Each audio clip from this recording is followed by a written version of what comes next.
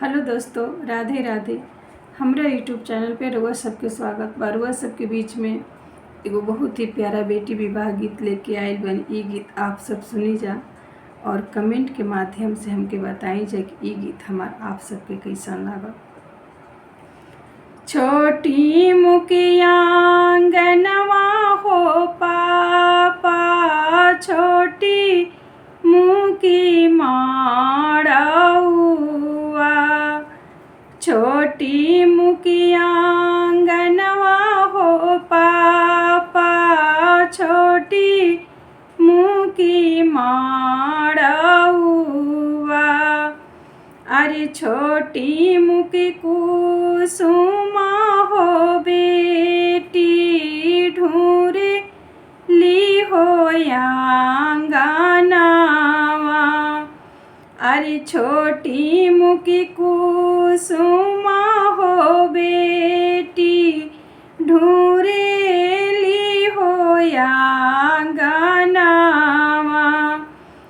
अरे ढूंढता ढूंढता हो बेटी, पापा आंगे हो गईली। अरे ढूंढता ढूंढता हो बेटी, पापा आंगे हो गईली। अरे ससुर मोरली अइले हो पापा, पितर के गहनावा। अरे ससुर मोरली अइले हो पापा, पितर के गहनावा। अरे हंसेले कवना हो पापा, मुखे खाले हो पानावा। अरे हंसेले कवना हो पापा, मुखे खाले हो पानावा। अरे हम तो के गढ़इबो हो बेटी, सोने के हो गहनावा। अरे हम तो के गढ़इबो हो बेटी, सोने के हो गहनावा। अरे छोटी मुखिया आंगनवा हो चाचा, छोटी मुखी माड़ौआ। अरे छोटी मुखिया आंगनवा हो चाचा, छोटी मुखी माड़ौआ। अरे छोटी मुखी कुसुमा हो बेटी, ढूंढे ली हो आंगनवा। अरे छोटी मुखी कुसुमा हो बेटी, ढूंढे ली हो आंगनवा।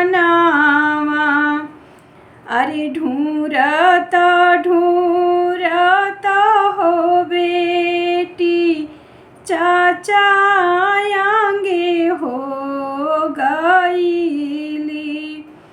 अरे ढूंढता ढूंढता हो बेटी, चाचा आंगे हो गईली। अरे चाचा अरे भसुर मोरली अइले हो चाचा, पितर के गहनावा। अरे भसुर मोरली अइले हो चाचा, पितर के गहनावा। अरे हंसेले कवना हो चाचा, मुखे खाले हो पानावा। अरे हंसेले कवन हो चाचा मुखे खाले हो पानावा। अरे हम तो के गढ़इबो हो बेटी सोना के हो गहनावा। अरे हम तो के गढ़इबो हो बेटी सोने के हो गहनावा। Thank you.